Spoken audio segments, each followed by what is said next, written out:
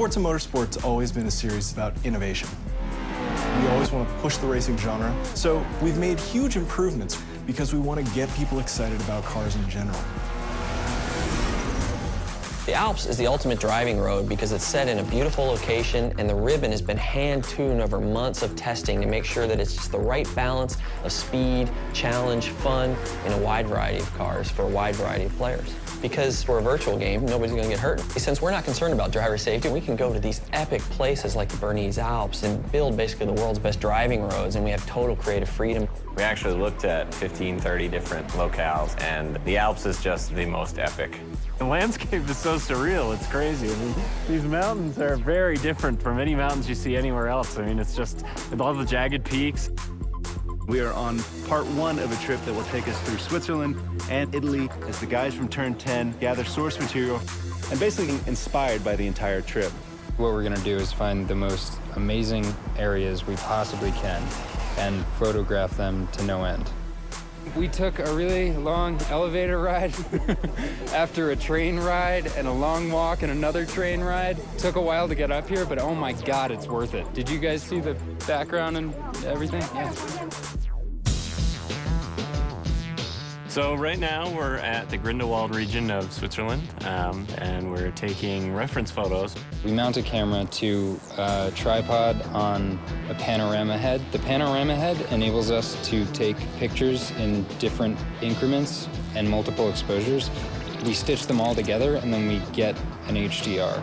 An HDR is high dynamic range image. Each frame that we do it at multiple exposure. So when you stitch it all together later, you can slide through all the different exposures. So you can go from a very dark scene with a little pinpoint where the sun is all the way up to a very exposed image. And that way it gives us the full range to play with when we go to make our sky domes later. We have a pretty long production cycle, so probably about a year of full production once we get home. So we bring back all of our reference. We start modeling rough landscapes that existed there, so they're fairly accurate, but we're not bound to recreate it perfectly as it exists because there isn't a track there. But we want it to be believable. It needs to fit with the other real racetracks in the game. So we create a whole backstory about how the Bernese Alps came to be. It started off as a ski resort, and roads were built for workers in the wintertime, and then this rich entrepreneur bought it and tried to build a racetrack there, but got shut down. So by creating this rich backstory, everything is there for a reason. It's believable. Fictional tracks are a chance for us to really showcase some of the graphical tech that we have in our game.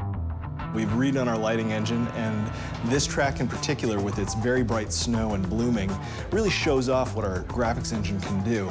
The television can only represent basically one order of magnitude of brightness, from 0 to 255, black to white, whereas the human eye in the real world can see, I think, 7 orders of magnitude of brightness, and in the real world there exists far beyond that. The sun is infinitely brighter than a white piece of paper, but on a television screen they look the same.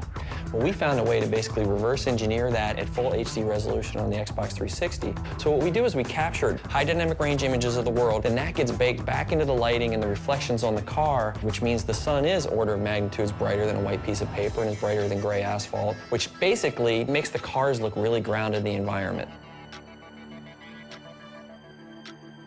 We've traveled thousands of miles, we worked thousands of hours, and here it is, the Bernese Alps track in Forza 4.